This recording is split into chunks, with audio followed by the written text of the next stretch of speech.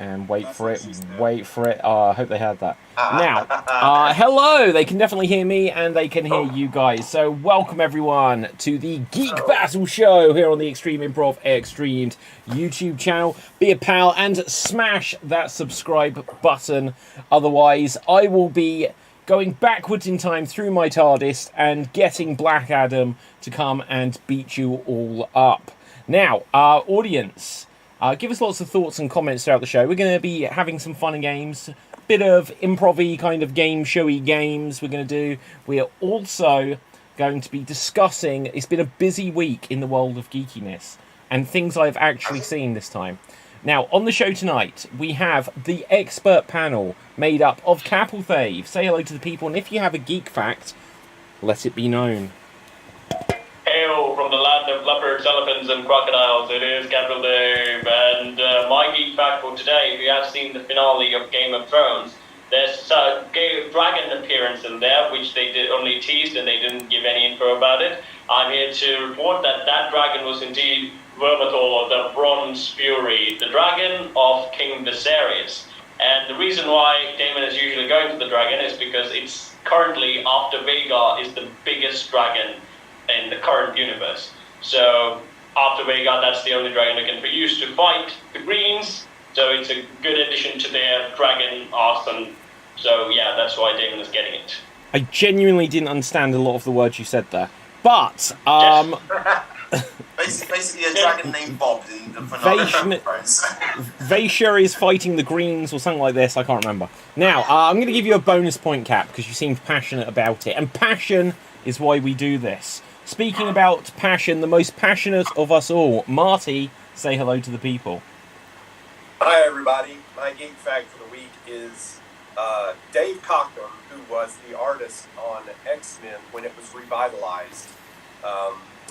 He actually resigned from Marvel, I don't remember when, but his resignation letter was published in a comic, not in the back, informing the readers that he had resigned. No, they took his resignation letter verbatim and used it as the Avengers Butler's resignation letter within the comic book, and just changed the name Marvel to Avengers. That's amazing. That is one of the best facts I've heard. Wow. What was his reaction to this? I don't think he liked it too much. Unsurprisingly. I think it just reaffirmed his reasons for quitting. Yeah, no, absolutely, I see that. Andrew, what are your reasons for quitting? I'm always quitting. My geek fact this week is the Pirates of the Caribbean ride at Disney California. When it originally opened, the human remains used were real from UCLA. The Imagineers couldn't, at the time, create human remains that were up to their standards. You're saying they couldn't get a bone? No, they couldn't. So the first couple of years the ride ran, they actually used human remains, and then eventually, obviously, they replaced them with fake ones. And human remains were sent back to their own countries for proper burial. Dave is nodding. I'm a little bit worried that he was actually part of the construction. Well, I wasn't even born then, Cal. Yeah, when did they make Disneyland Paris?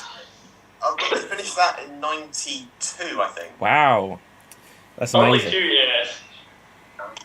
Okay. It was 2 years, it was 1 year. Well, speaking of Disneyland Paris, Dave, say hello to the people.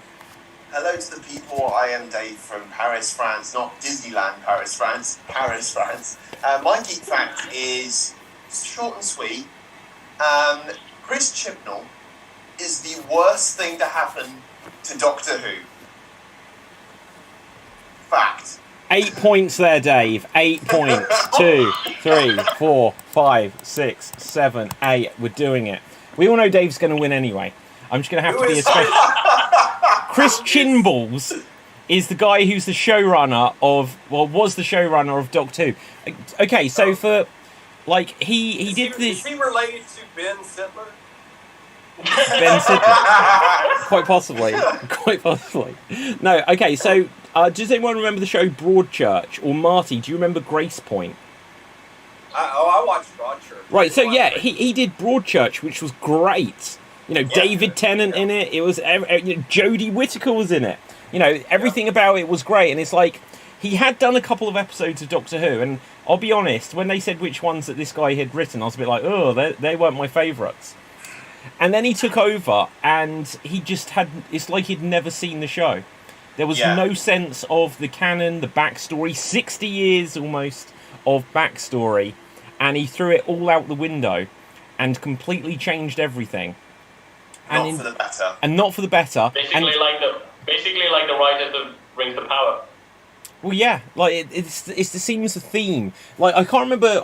I heard like a news story within the last few days that for this new X-Men '97 series, I believe it is. Oh, it might have been the guy that was in charge of The Witcher on Netflix. Actually, I think it was that guy. Yeah. Is now in charge of X-Men '97, and he made the comment saying that people that were brought on as writers for The Witcher on Netflix was said like, oh, we don't like the books it's based on. We don't like the video game. And he was like, why are you here? Believe me, David, it shows. Wow. The second season was abysmal. And this was the only thing that came good out of it. And they had different writers and Korean artists, and it showed. Well, yeah, exactly. And so apparently for X-Men '97, he said that he'd only have writers on the show if they were fans of the original show.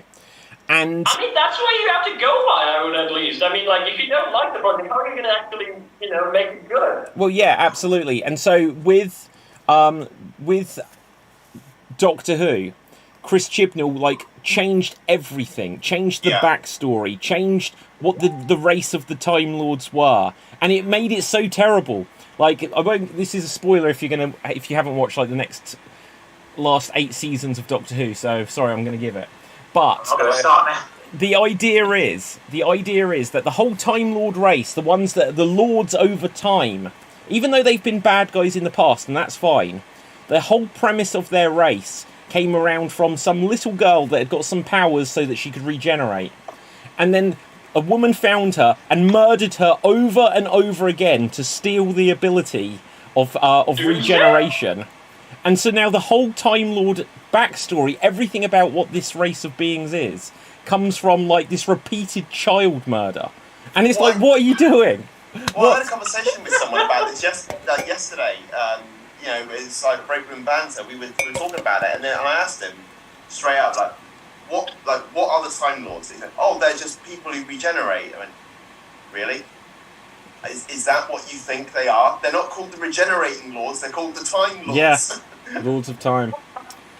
So, yeah, it's changed everything. And a few years ago, like almost 10 years ago, there was like a situation because they said that there was a storyline that there was a secret doctor that we didn't know had happened. Because when they regenerate, there was a regeneration that we hadn't seen. And so they were like, this is a perfect opportunity to be like, there's a big secret. There is a doctor that we didn't know. And at the time, even though people were like, oh, it's a cool idea that there's a secret like this, there was still the fact that we'd call the doctors the first Doctor, the second Doctor, the 8th Doctor, the 10th Doctor. And now all of a sudden, the 9th Doctor should have been the 10th Doctor. The 10th Doctor actually was 2 of them, which they started putting into it. So by the time we get to the 13th Doctor, it was minimum of the 15th Doctor. And then they decided with Chinballs that actually the first Doctor is probably about the 30th Doctor. And it's just made it very confusing for fans. Irritating is the word I would use for it. Yeah. Marty. I'm not a Whovian. I want to ask a question. Because, I've watched a few seasons, but I stopped when Matt Smith took over because I just didn't like it anymore. Right. But, you over there, isn't it considered more of a show for kids? No. It used to be like when they it's not run by the children's department. It's run by the drama department of the BBC.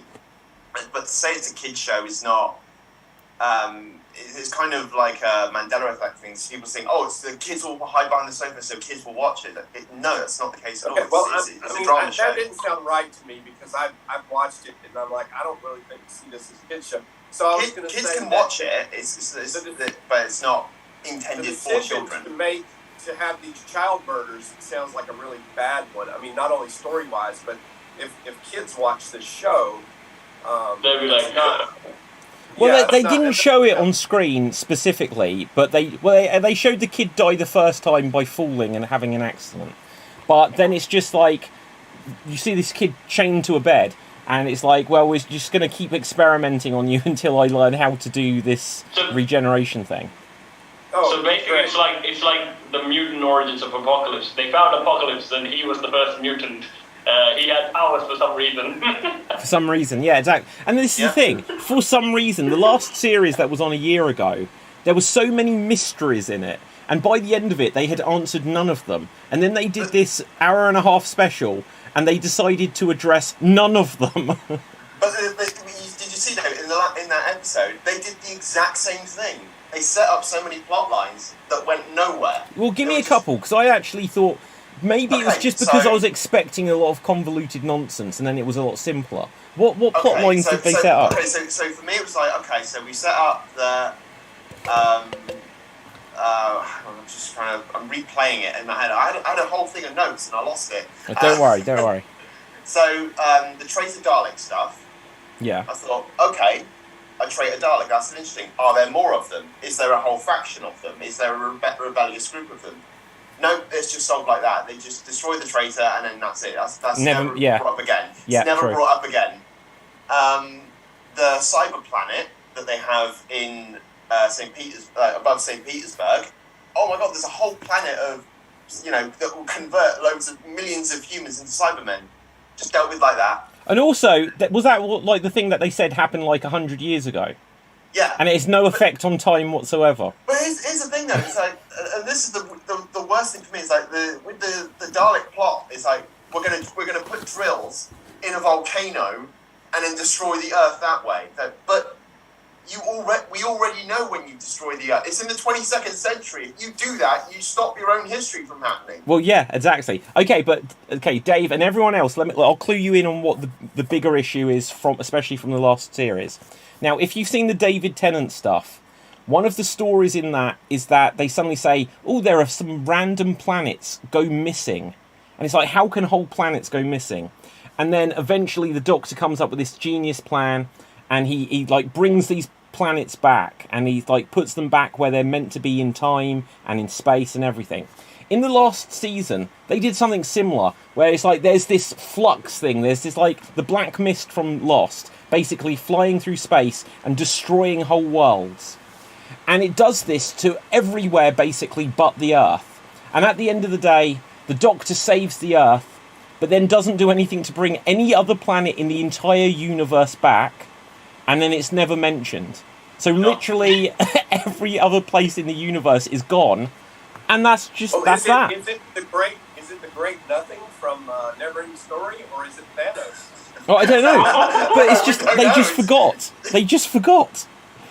But anyway, for the idea of when you guys said mystery boxes, isn't that a trend right now in Hollywood? Think about Star Wars, right? They started everything in the new sequels with all sorts of things leading up to something, but it never went anywhere. Like in the first movie, you got, he may have force powers. Well, the thing is, they set in the context of the whole thing with Jodie Whittaker was run. They did that a lot. They set things up and they tried to explain it, but they explained it in a way that was so bad nobody understood it. In context, it just didn't make any sense. Maybe they didn't either. Okay. So, Dave, you'll know if this is correct or not. Go for it. Every episode, I like Jodie Whittaker's. She's got energy that's a bit towards David Tennant, Matt Smith, super hyperactive. Oh, really going to go for this. And what happens in every episode is she just asks questions as exposition, answers them herself. So it'd be like, wait, that can't happen. That would be impossible. Oh, unless you've done this, that would be really clever. Blah, blah, blah, blah, blah. And then it's like, what did any of that mean? And she understood it, so then we're supposed to understand, oh, as long as she knows, that's okay. But anyway, so that was all. There's a lot of bad stuff. I grant you, David. But for me, and we can move on from Doctor Who because I can see everyone else going a DB route. Yeah, sorry, of dying here. Like this. For me, the good stuff about it, I liked that they brought back past Doctors. That's like Paul McGann as the 8th Doctor, other than the TV movie, and then like a thing which was just on like iPlayer or on the internet. It's never been on TV as the Doctor, all these years later. So I was pleased they brought him back. Colin Baker, Sylvester McCoy, David Bradley as the first Doctor. I think they should have had Rhys Shearsmith come back as the second. They should have got Sean Pertwee to play John Pertwee. They could have had them all. And I heard a thing that Tom Baker apparently wasn't up to it or something. No, he wasn't going to do it. Yeah. You mean David Bradley, who played Pinhead? Played Pinhead? No, not that David Bradley. Oh, okay. Unless I've got the wrong name. But anyway, so that was all great. They did a storyline where the Master became the Doctor, and they went with this idea of a forced regeneration, which they'd done. I didn't mind that, Dave. I can see that you're dying inside from it. I didn't mind that as a plan of the Masters. And then he's wearing like a combination of Doctor costumes and stuff like this. He didn't really seem to have a plan of what he was doing next, I grant you. But, to me, then they were like, well, we need to degenerate the Doctor back into Jodie Whittaker. But the thing with that is it wasn't time travel, it wasn't undoing time. Jodie Whittaker got regenerated, so she died, became the Master. That's the 14th Doctor. They then did something else in real time, so that the Doctor then became looking like Jodie Whittaker again. So it was like you've just used up 2 regenerations instantly. And then at the end, regardless of what anyone thought about anything, the Doctor turned back into David Tennant, who is the 14th Doctor now, officially. So I'll throw my 2 cents in on that. The whole regeneration. I don't want to talk about the regeneration stuff because I talked about it yesterday. Oh, it's a sensitive area. I got riled up about it because in canon, that's true. They did do forced regeneration on the Doctor. We saw that with Troughton into John Pertwee, but the whole thing's like the Master's plan doesn't make sense. He's done it in the story. Only the good. The Master's already done that. He goes to a planet and pretends to be the Doctor. So why can't he just do that as himself? Say, oh no, I'm the Doctor, and then he just screws everything up. Just by using the name alone. He doesn't need the Doctor's body. Yeah. I would say that he's possessed people before. True. His and he's if it was like a mind transfer, so they swap bodies, that would make more sense.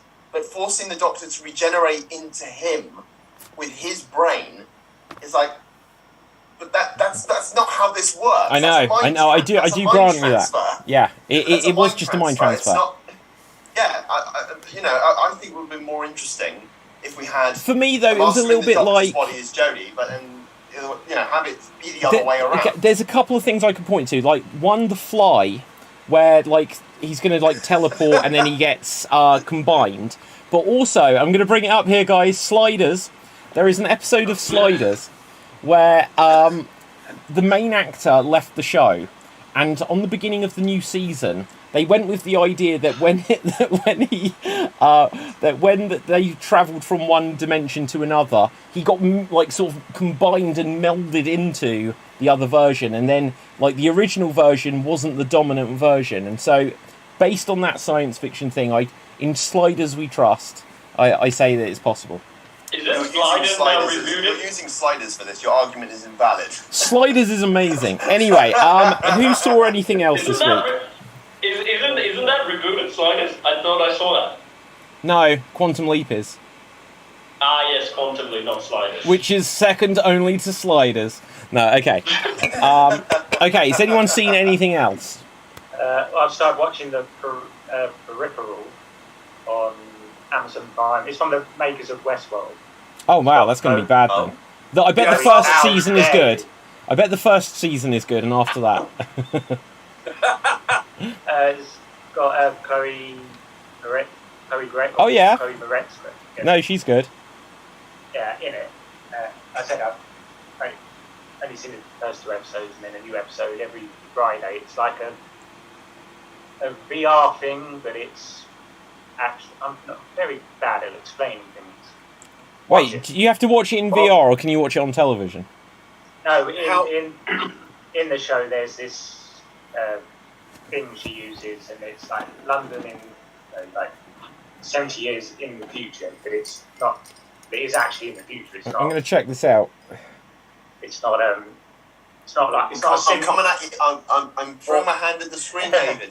How is it though? Is it worth watching? Yeah. I said the first 2 episodes. Yeah, I liked it so far. To me, the trailer was kind of neutral. I was like, I can't tell if I want to watch this or not. That's probably a good thing. But, yeah. No expectations, no disappointments. Yeah, no, absolutely. Anyone else want to comment on that if no one else has seen it? I'll try to watch it. I like that as a recommendation, Andrew. I do like Chloe Moretz, whatever her name is. Anyone seen The Old Man? It's on Disney Plus. The Old Man? John Lithgow, Jeff Bridges. My God. No. People. Right. John Lithgow. I need to see that. Not The Old Man. It's on Hulu over here. Yeah. I want to watch it. I just haven't yet. Wow. Yeah, that's really good. I mean, John Lithgow, Jeff Bridges. Do I need to say more? Okay, who's the second name you're saying after John Lithgow? Jeff Bridges. Oh yeah, Jeff Bridges. Yeah, no, that sounds good. I definitely want to check. What's it about? What's it about? I'm terrible at explaining things. The Old Man. That's the thing. He's an old man. He's an old man. That's the thing. He's an old man. Hey, Andrew, he's not using his Brewster Cogburn voice, is he? Well, sort of, but not quite that. No, yeah, he's got that southern kind of. Yeah. Yeah. He juts his lower jaw out. And he talks like a little bit. Oh, here we Who? go. Jeff Bridges. Yeah, he's got that voice he puts on. Yeah. He used it in the second Kingsman movie too. As I'm not good at explaining things in my own words, the old man, Jeff Bridges plays Dan Chase, absconded from the CIA and lives off the grid. When an assassin arrives and tries to take Chase out, the old operative learns that to ensure his future, he now must reconcile his past. The FBI's Harold Harper, John Lithgow, is called on to hunt him down because of his complicated past with a rogue fugitive. When Chase proves to be more difficult to apprehend than the authorities expected, a highly trained special ops contractor is sent to pursue him as well. While on the run, Chase rents a room from Zoe McDonald, who draws on reserves she never knew she had to survive the day when she learns the truth about her new tenant. So it's basically like the John Wick and Logan plot, except Nothing. with an old man. It's nothing like that. So his name is Chase. He just read the whole thing, and then Cap's like, "So it's like this." He's like, "No, that's not what he said." Well, explain it better, Andrew. Like, we'll just have to check it out. It's called The Old Man. We're going to check it out. Is the guy chasing him named Hunt? Huh? Well, his name is Chase, and he's being chased. Is the guy that's after him named Hunt? No. No. Okay. Okay, so It's not what you don't think. now look, technically David brought up Doctor Who, not me, but I know I went on about it. But if Which there's other David? stuff, Which David? what? Yes. Well, I always speak about myself in the third person. No, right. Now Black Adam. Let's go there. Okay. It's a fun film. Absolutely every scene makes no sense whatsoever. Every single time, and it was weird because it did bring back memories of the Justice League film, where you had all of the superheroes had sort of gathered around just to kind of talk, and they'd talk their way into whatever the next problem is. There never really seemed to be too much of a problem that actually existed until they would find one. Every scene was just all over the place.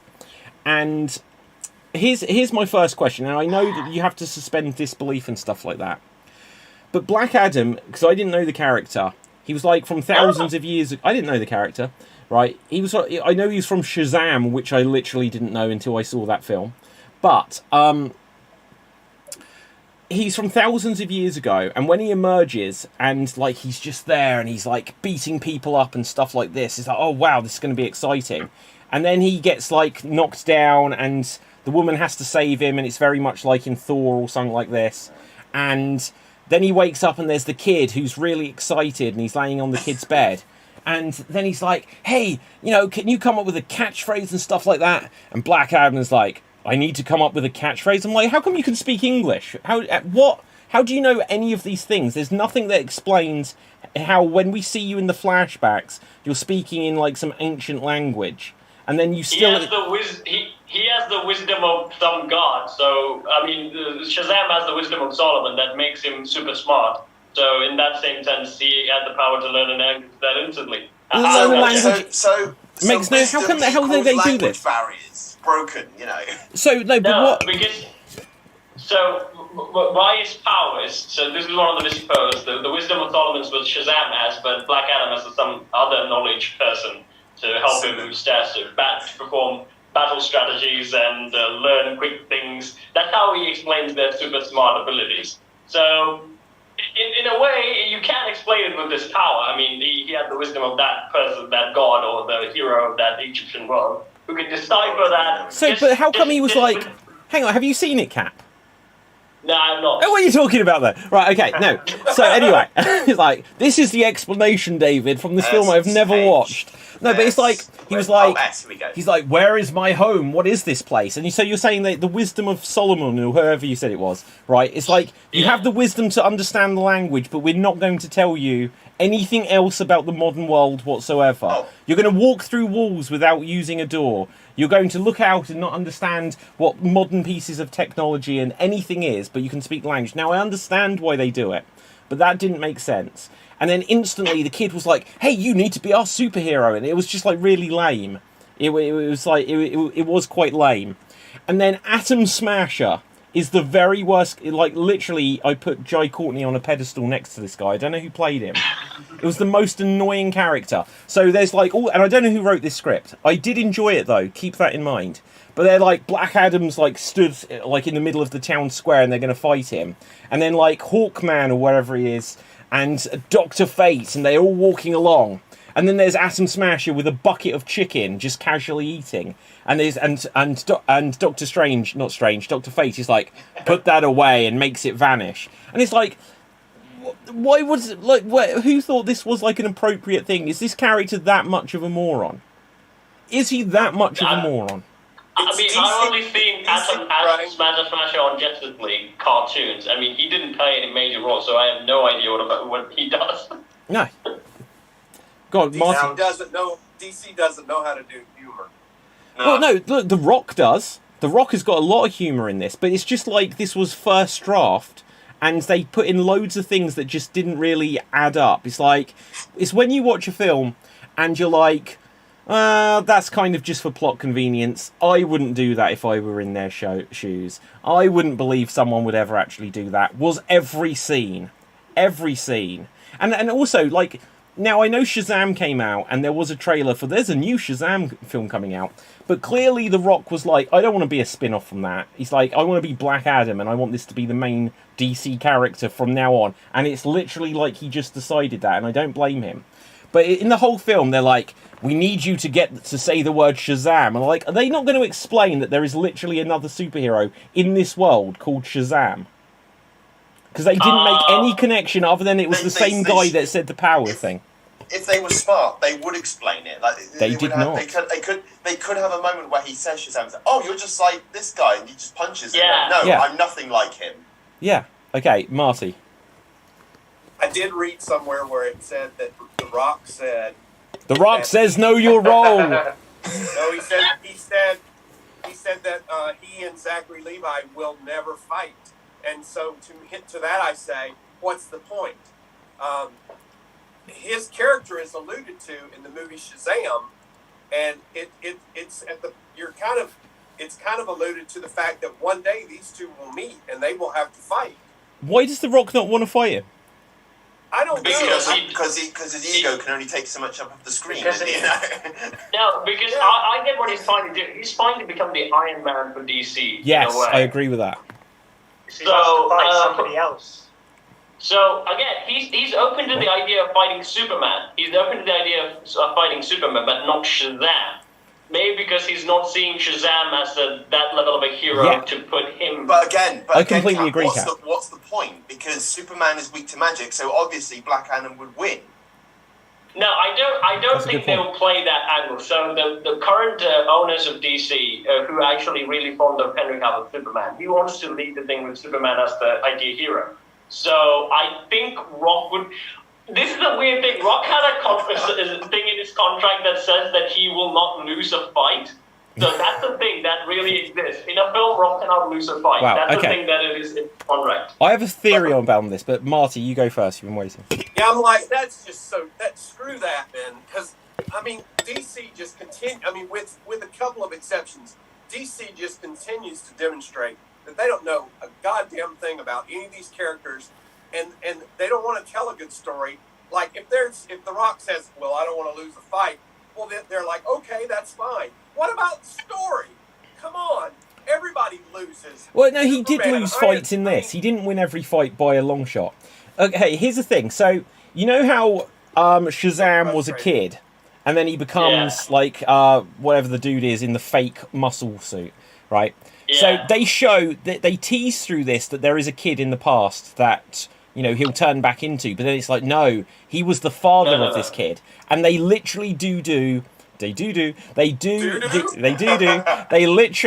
the bed. No, they literally do the same thing that was in Captain America, where Captain America's skinny with Chris Evans' head.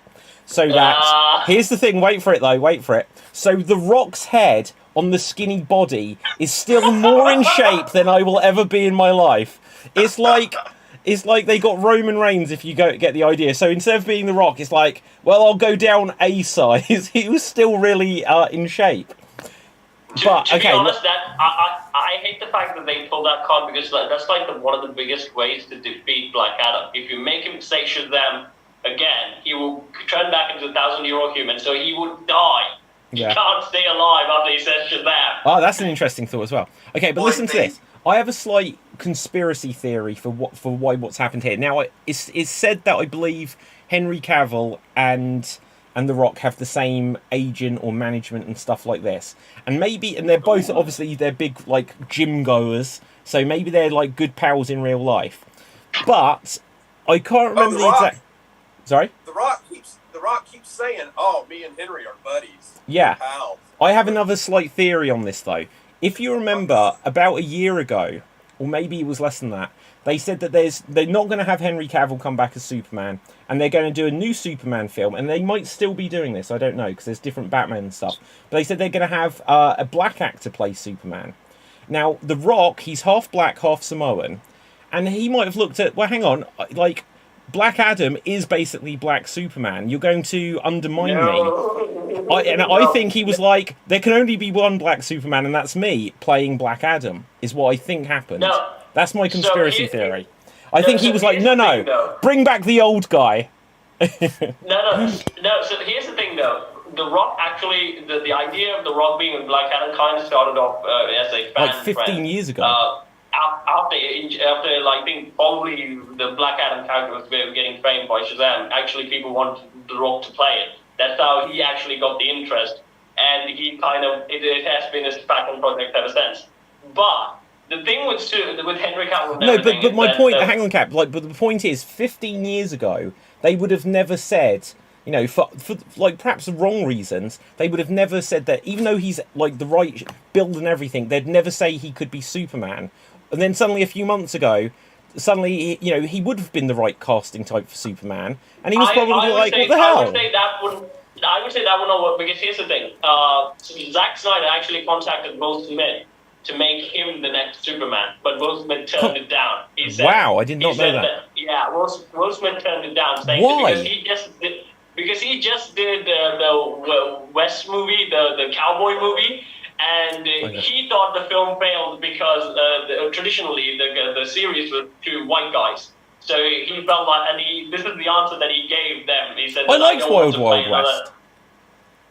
Yeah, but that movie didn't do well. So he said that he doesn't want to play any white superheroes or white any characters in his name. He wants to do his own thing. So that was like years ago. That's when they finally moved up to Henry Cavill. But here's the thing: the old DC actually didn't want this to happen. They didn't want Henry Cavill back. They didn't want to do anything. But they had to sold the company to Discovery, and the new guy who's in charge of it, he actually wants Henry Cavill. And The Rock was like, yes, I want that too. And then they changed up and the extra credit scene was added. Marty? I'm just...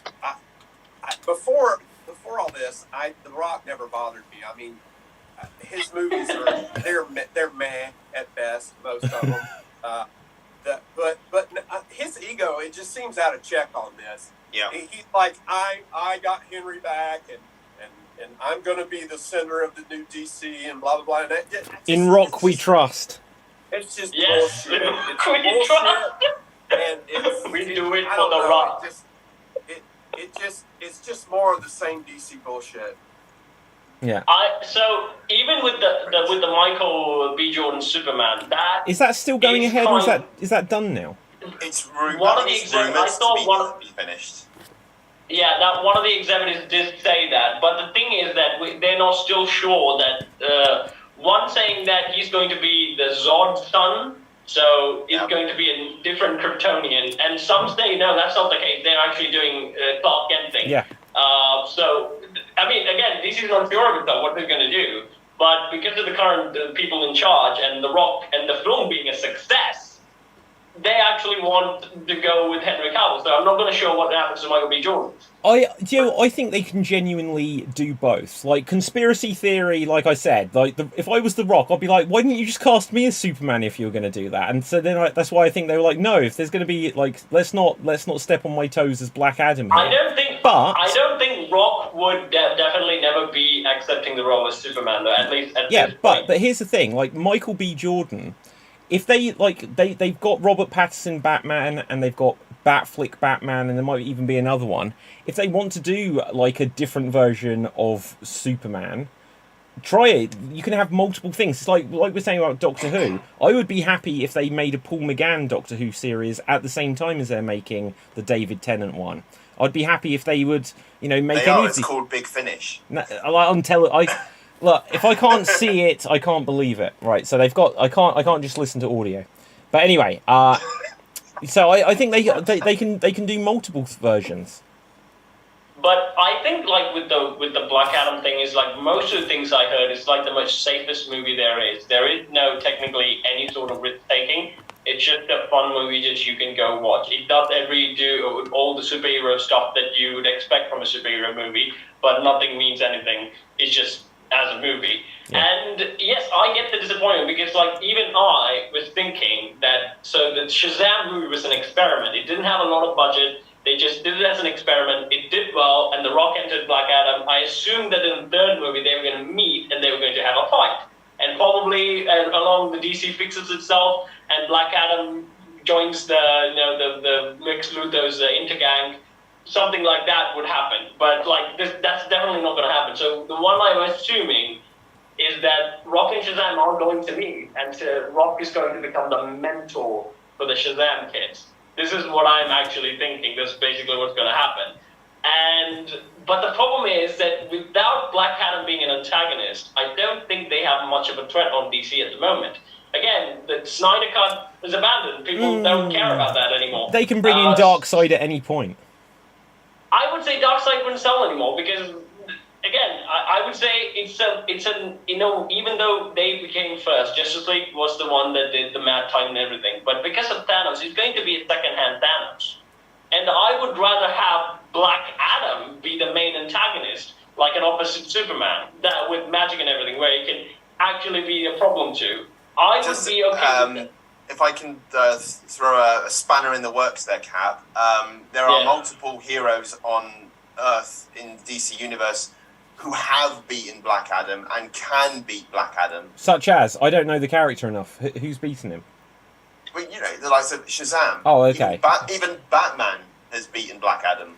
Batman has got no powers in the like. Exactly. Batfleck is absolutely someone like gimped Darkseid, in his own film. Someone like Darkseid what you see is just one physical token. It's like that's not physically Darkseid. Darkseid is elsewhere.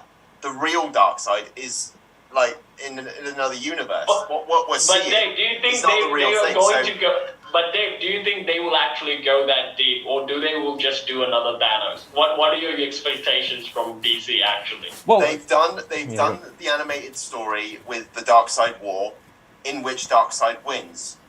But in the end of it, when you have Darkseid fighting Trigon, you still don't see Darkseid getting defeated.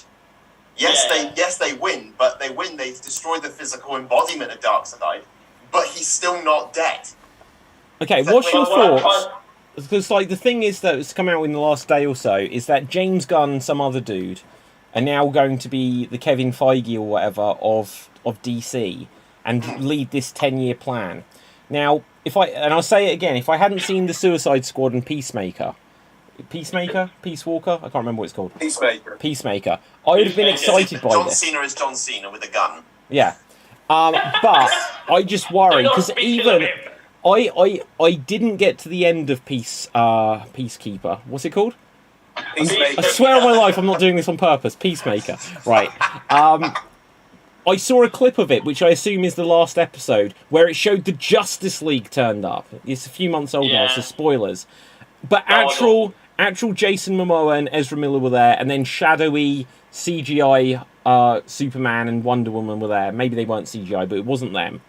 But they were literally like, hey Aquaman, you sleep with fish.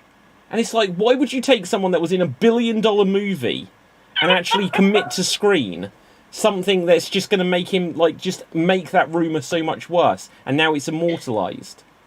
Why would they do that? Yeah. Like, if that's what James Gunn's vision is, then I'm worried. I blame the boys. Yeah.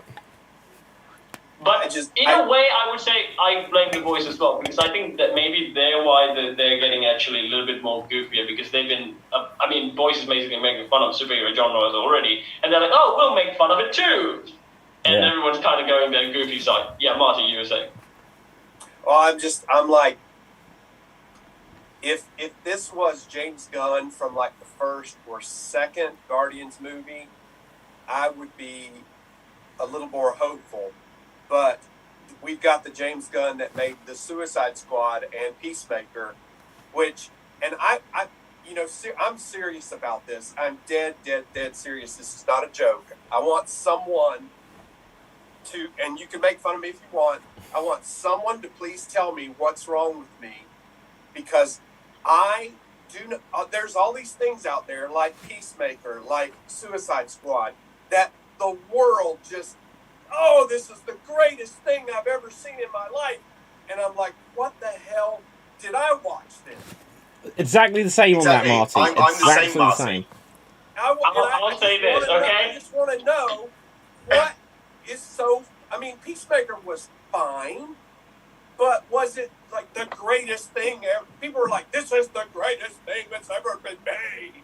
I'm like... No. I will never say that Peacemaker was the greatest thing ever made, but I will vouch for Suicide Squad. For me, Suicide Squad is like, from all the DC, like before the Dark Knight and the new Batman and all that stuff, it's a well put together movie that I actually enjoyed, and I even love the antagonist, the Starro and everything. Peacemaker, I would say it's an okay thing. I actually enjoyed it. That's pretty much it. I like the concept of Starro. They wasted it on this movie. Yeah. And I swear to God, if I see one more person bitching and complaining about bring back the Snyderverse on Twitter, I am going to either kill someone or kill myself. Hang on, Marty. I'm all for the Snyderverse to continue. No, because they are. Because like How many good movies has Zack Snyder actually made? Not total. Wait, didn't he direct Dawn of the Dead? That's one. That's one. Yeah, the remake. 300. Here's the thing. I did not particularly like Man of Steel when I first saw it. I like it more now. I would felt like I was the only one that liked Batman versus Superman. And then when Justice League came out, within 10 minutes, I was like, this is the worst film. But then the Snyder Cut, I actually thought was a good film. Isn't the best film I've ever seen, but I thought it was a good film. I think it still had some of the same problems that the other Justice League film had. But there were moments that I enjoyed. It was entertaining. It's like, why do they keep giving Shamalama Ding Dong money to make movies? Stop. Shyamalan? Yeah, the guy who wrote to me, Zack Snyder's like Shyamalan. He hasn't made a good movie in years. Yeah. There's this evil orange that's destroying the world. The twist, it was the orange all along. I would like to see... Well, look, I like Henry Cavill as Superman. They still... I do too. Can he not do an American accent? Is that the problem? They never let him say... Like, he'd be like, I'm here for peace, Lois. And then Lois would give this monologue, and he'd be like... But I feel it in my heart. And then she'd give another monologue. It's like, why don't you want this guy's voice to ever be heard? He could be a good Superman if they put him in a good Superman movie, but he has not been in a good And that's what he wants, actually. Yeah. He's been preaching to get a good Superman film because he himself feels that he's not been true to the character. Look, and he wants to do a better job of it. He could be a good Superman if they gave him the red underpants, but they won't. They just won't do it. Oh, look, now it's him. Jesus, that scared me. I thought that was a photograph, and then suddenly this face appears. We've said his name. Jesus, that was like Beetlejuice stuff. I was like this. Look at this photograph, and see, look at that. Where's the red underpants? And I thought I'd pressed scroll or something, and then suddenly he's there. Wow. He's making his guest appearance. Yeah, he is omnipresent. The minute he let his father die in Man of Steel, I checked out. Me too, Marty. Me too. I was like, this is not true to the character. Screw this. Yeah. Who did they kill? Jonathan Kent in the tornado, not a heart attack. No, well, let me just say this. So, a tornado's coming, it's going to kill someone. Superman can go pew and save them. What the brilliance of Jonathan Kent having a heart attack? What can Superman even do? Right. That's the whole point. I agree with you, David, but here's the thing. I would have forgiven that scene. The problem was it was Superman. I mean, he could have actually saved him in millions of ways without actually announcing that he's this superpower alien. Yeah. That's what bothered me. I mean, that's, like David said, heart attack, that would have been fine. I mean, Superman couldn't do anything about that. Yeah. He could have just zipped over. They wouldn't have even seen him. Where's the thing? You're saying that we know where Pa Kent is. If he was taken by a tornado, we know where he is. He's in Oz. When his dad dies in that 1976 version of Superman, it's heartbreaking because he's like, all these powers I have and I couldn't save him. Yeah, that is the beauty of it. Yeah. Because Superman, you can't beat something internal there. No, son, don't save me. Because then the world will know that it's you. He's like, I'm faster than the Flash. Yeah. So stupid. I would think that is one of the things that broke. I mean, like, I wouldn't say Man of Steel is a 100% good movie. I found lots of problems with it when I first saw it. But although I'm into this theory, so the way that DC actually went on a very bad track, that maybe the OK movie seems like really good movies. Because superhero movies like after the Avengers and stuff, we are a little bit DC do something in that statement. But like DC have up to this point have only, to me, this is only my opinion, but they have only demonstrated that they have no real knowledge or passion for these characters. Yeah, they don't. Except for Batman. Except for Batman. Don't get him started on Batman. Batman. There has not been a great Batman movie yet. Wow. To this day, there has not been a great Batman movie. Marty, I don't think the world will agree with you on this one. Well, the world can fuck off. I don't care. Look, okay, so go back and read Batman for as long as I've been reading it, and then watch all the movies, and what you want is not there. What you want on screen is not there. I have a question then for Marty because I do like the Batman stuff. What do you think, Marty? Then is the best Batman comic arc? Like, is there like a set of stories or just one story that you particularly enjoy? I really like. There's a story arc. They did it in Batman the Animated Series, which, by the way, is the best interpretation of Batman ever put on screen. You can't there is say, one. There is one. Yeah, but Dave found it. I'm talking about live action, but there's a whole bunch of arcs that I like, but there's one in particular that I like involving the Joker. It's called The Laughing Fish. I think that could be a really good film. It's from the era of when Marshall Rogers, I think Dennis O'Neil was writing and Marshall Rogers was the artist. And it's just and they've done like little bits and pieces of it in the movies, like when in the original Batman movie when they did the Smilex, the makeup and stuff that killed you. That's kind of part of that storyline, but that's one arc that I would like to see.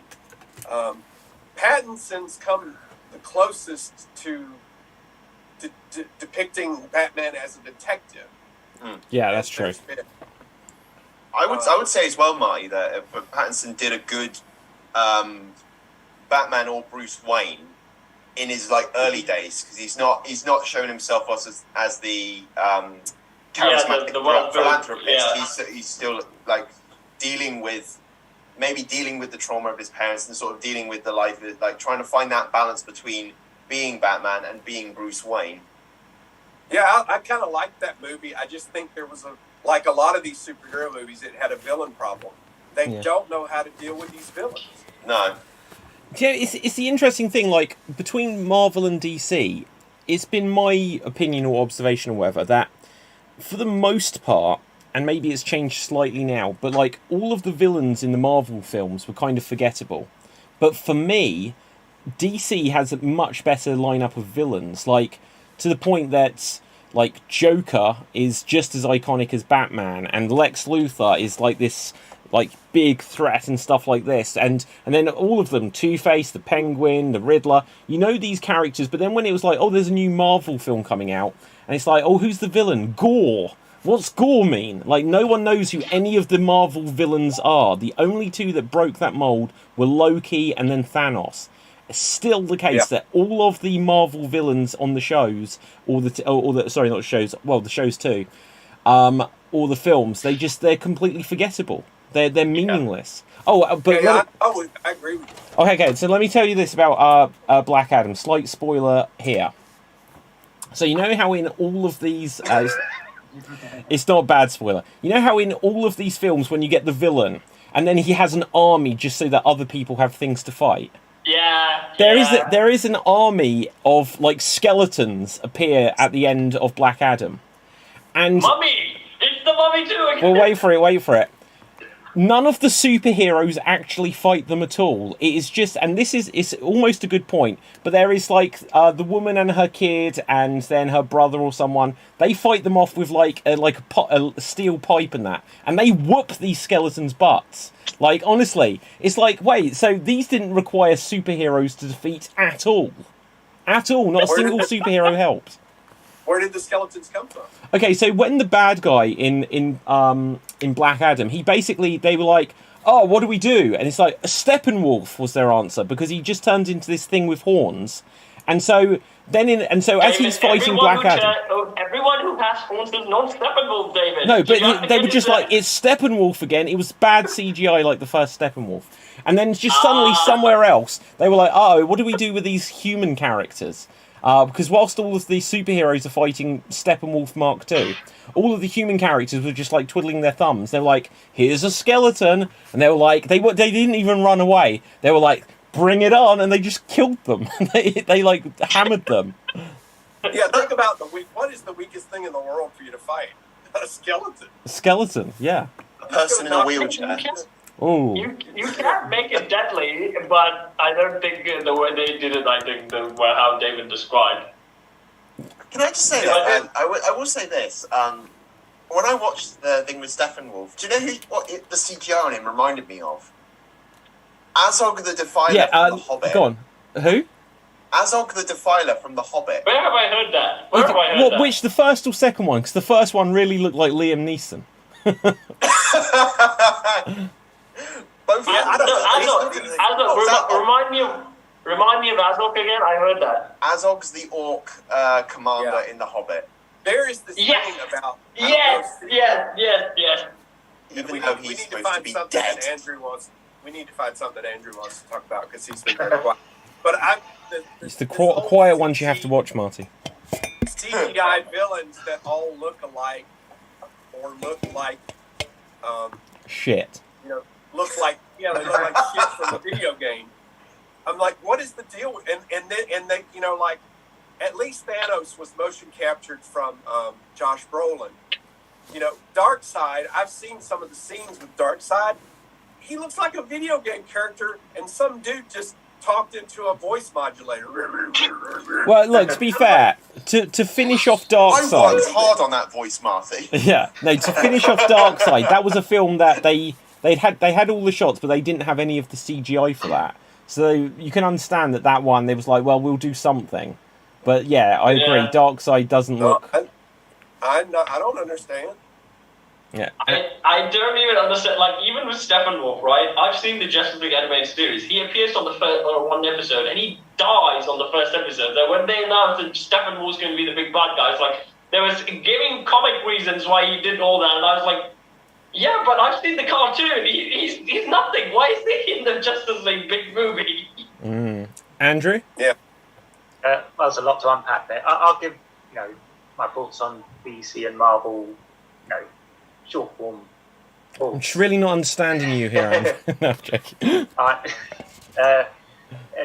Not that it would have made a difference necessarily, but one of the mistakes DC made early on in the DCU, in my opinion, is rather than follow Man of Steel with a Batman movie and then do Batman v Superman, they rushed straight into Batman v Superman. That movie, Batman v Superman, is basically a Batman movie featuring Superman. Yeah. Rather than take the time like Marvel, and they just had to, sort of.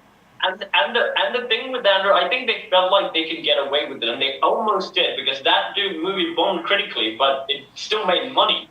So that's why we're like, okay, let's cram in Justice League. They went that faster. As for Marvel, I'm a casual fan.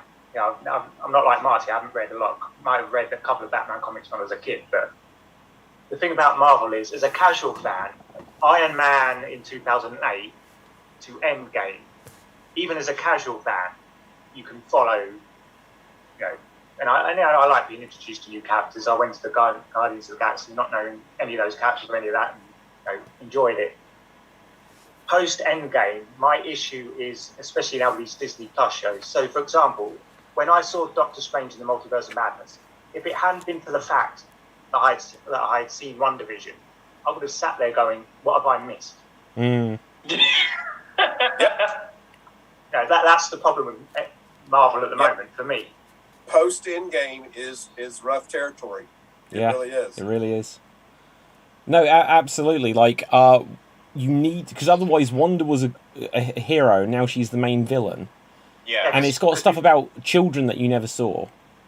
Yes. And because if you haven't seen WandaVision, before Multiverse of Madness, the last time you see her in a Marvel feature film would have been Endgame, wouldn't it? Yeah.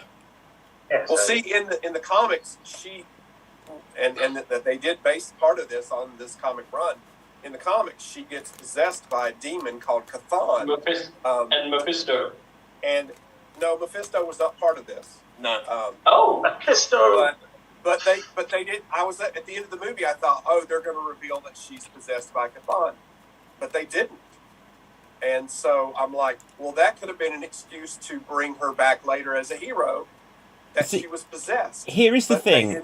Here is the thing when it comes to Marvel. I think they're now dangerous. Well, I think they've probably already stepped over into this territory. But just because there are thousands of things in the comics, and just because, like we said about She-Hulk, that it can break the... Oh, it's in the comics, it can break the fourth wall. Just because there are thousands of characters in the comics doesn't mean that makes the most sense for films, because you can have you can go and get a different comic book every week or every month, and you can choose to read about some superheroes and not some others, and then they'll have a big crossover event. But when you have 2 or 3 films a year, and then they add in some of these series, the problem for me is that, but it turns out she's possessed by Cthulhu, and then we're going to talk about Mephisto, which is the Marvel devil in this universe. It's like, look back at Iron Man 1. There was like a man who made a tin suit and someone else who stole the tin suit. And like within 15 years, now we're supposed to accept that there's the literal devil, and that there is now we've seen Thor: Love and Thunder, that there is a big meeting place of all of the gods of the universe. And all of these things, and it's like, so how is Iron Man at all special anymore? By creating so much, none of these things are special, and DC ran into this instantly in Batman versus Superman, when it just became, incredibly apparent within 2 scenes that Batman has got no right to be a part of this fight because he offers nothing. You've got Superman and you've got Wonder Woman, and they did everything. And now you've got Batman, who has absolutely nothing special about him. And then so many of these, like Falcon is now the Captain America without being a super soldier. Here's the problem: if you've got things like Scarlet Witch and you've got the Incredible Hulk and that, even the original Captain America with his super soldier serum, he was underpowered compared to everyone. And now you're just going to say, well, now we've got regular dude, and we've got Miss Marvel, who's just a schoolgirl, and we've got what's this other one we've got? What's that one? Spider-Man. Well, Spider-Man, like, he doesn't contribute anything as well. It's just like, I'm just a friendly neighborhood Spider-Man. It's like none of the if in a world where like 7,000 people have got superpowers, if it's just a man in a metal suit, he's useless. Anyway, Marty. Oh, well, David had his hand up first. Go ahead. Dave MC. No. I lost my train of thought. I'll get back to you. Cap. Well, I was just going to say 2 things. One, what David just said made me think of the quote from the first Invincibles movie, Incredibles movie, where when Syndrome was going to make everyone special, he said, in the UK this is like a rude sign. well, here's both of them. No, he said, when everyone's special, then no one will be special. Yeah. And then the second thing I was going to say, and I think I had forgotten, which makes me mad. But no. In the comics, Marvel has always done a pretty good job of. They have these 2 levels of comics. They have what they call street level, and then they have the cosmic level. And they try to keep like Spider-Man, Daredevil. Those kind of guys are like street level.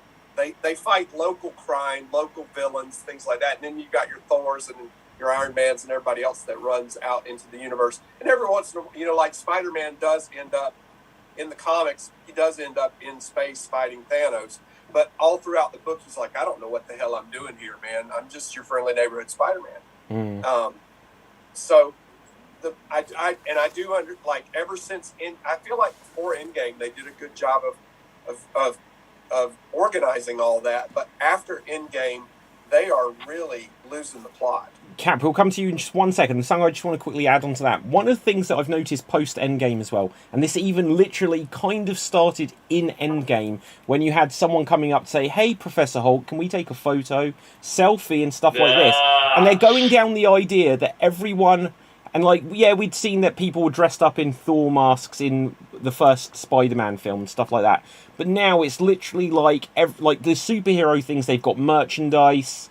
It's like they kind of exist and in the real world, so that now people are buying comic books based on them, and they're literally kind of acknowledging what the real world is like. So then in She-Hulk, it's like, oh well, I'm a tailor and I produce all of the costumes for the superheroes. It's like, isn't this supposed to be the thing that Spider-Man's getting out his sewing machine, or this is why you have Morgan Freeman making Batman's armor and stuff like this?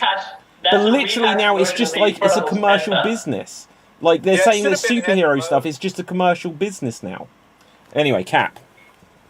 So, for the first thing about these people have nothing to do with these powerless heroes, that's what the skeletons are for, David. That's what the skeletons are for. I mean, but that's where Batman can contribute. You know, it's just a guy in a bat suit getting banged some skeletons.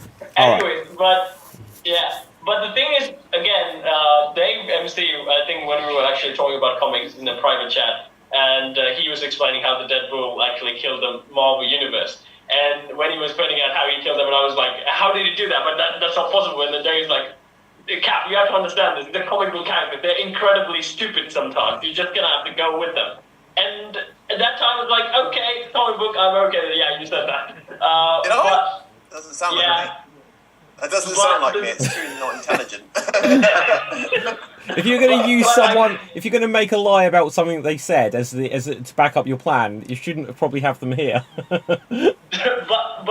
the thing is that, but I agree that sometimes working after comics, but I think in a continuity, like if you're trying to build up something like the MCU, yeah, if you take too much to do things very goofy, it's not going to sell well because we're not going to be invested. You can just flip-flop anything you want to do.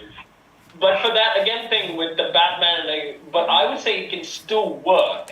Again, bring back to the Justice League animated shows where there were tons of superheroes. And even in that cartoons, there was like huge power people were playing a part. And you might ask, what's Batman's doing?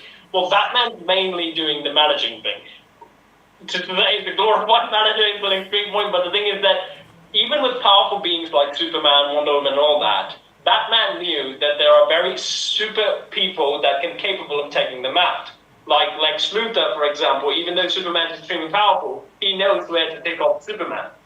And for those kind of people to figure out those plans and get those spots before they get to the main superheroes, Batman was the main guy. He was the one who oversees all the bad things that's about to happen to superheroes before they even happened. So he had a very good role, even in the mass I just want to see him hit things. I do too, and that's one of the problems that I had with Justice League in the first Josh Whedon Justice League. Batman was a loser. He didn't even win any fight. He did nothing. All he did was he took a gun from a parademon and he shoot. That's all he did. In the Justice League, it was a bit better, but I would still say he was kind of pointless. But for Batman to make sense, I think they haven't actually, in a sense, I agree with Monty, they haven't actually built up Batman in a way that he actually contributes to Justice League. Yeah. Now, guys, hold this thought. Like, I'm very aware of the time, and there's something I need to see to in between this show and the next show. Oh. So, very quickly, before we get to the end, there's only 4 of you. We're going to take 4 minutes, and I'm going to give you a thing to guess, because that way we'll decide. Dave's definitely won. He's got 8 points just on that Chris Chibnall thing. But rather than passing the subject on, I'm going to give you a minute to guess, and if you don't get it, I'll give 1 guess to everyone else if they get it. So, Dave, you can go first. Oh, gee whiz. Right, I've got a random film for you here. It's a film. Okay. You have 1 minute to ask me as many yes/no questions as you can to work out what it is. Go. Is it a movie? Is it a horror movie? No. Is it a science fiction movie? No. Is it a comedy? No. Okay. Is it a movie from the 90s? No. 70s? Yes.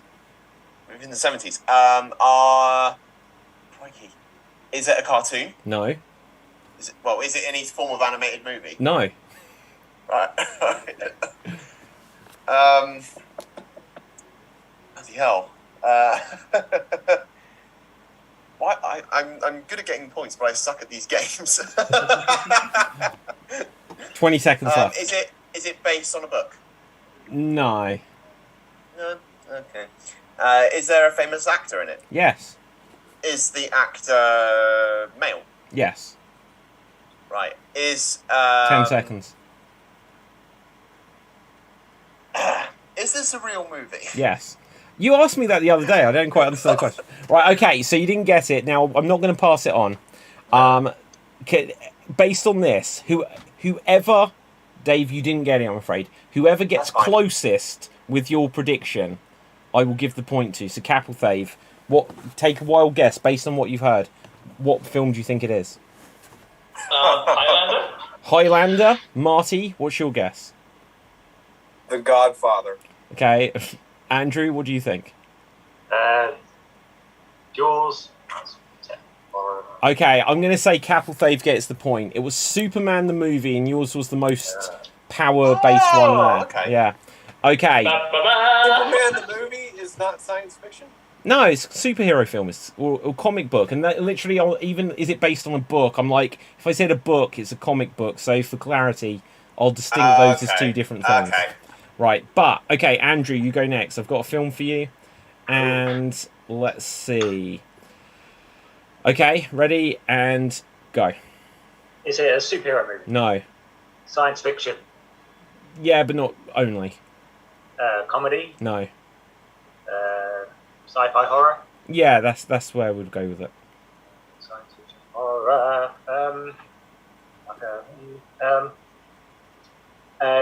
Is it recent? No. 80s? If it is, it's very late.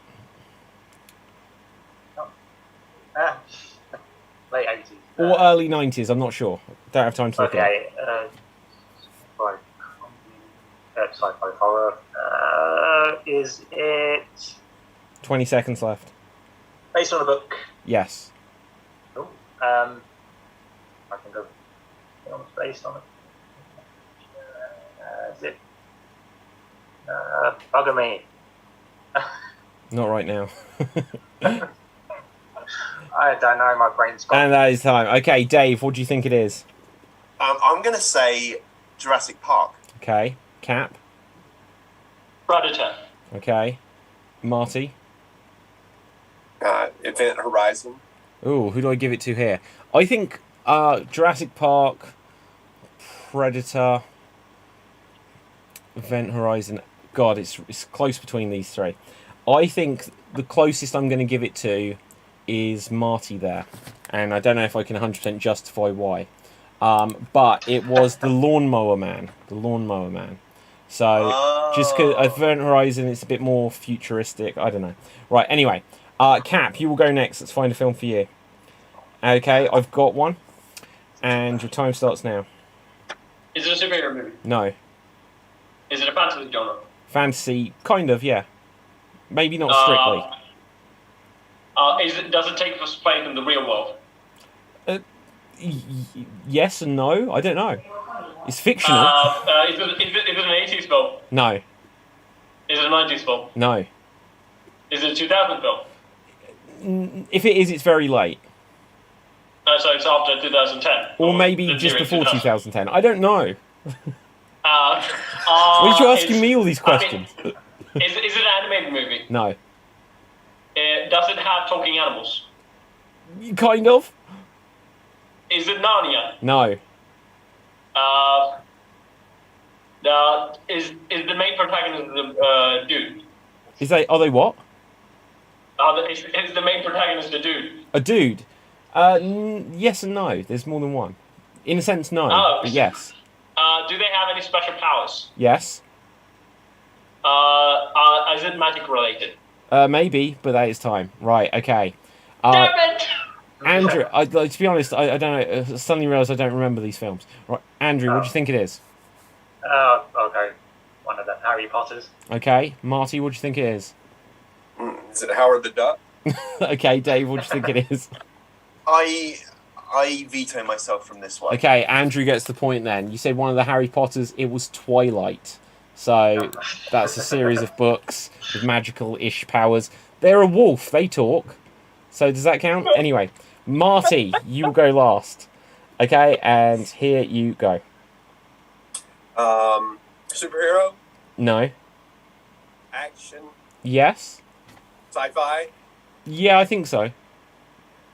To a degree. Horror? Sorry? Horror? No. Not especially sci-fi, maybe to some degree. What was that one? Comedy? No. Okay. From the 2000s? No. From the 90s? No. 2010s? No. 80s? I believe so. Okay. Is there time travel involved? No. Are there spaceships involved? No. Does all the action take place on Earth? Yes.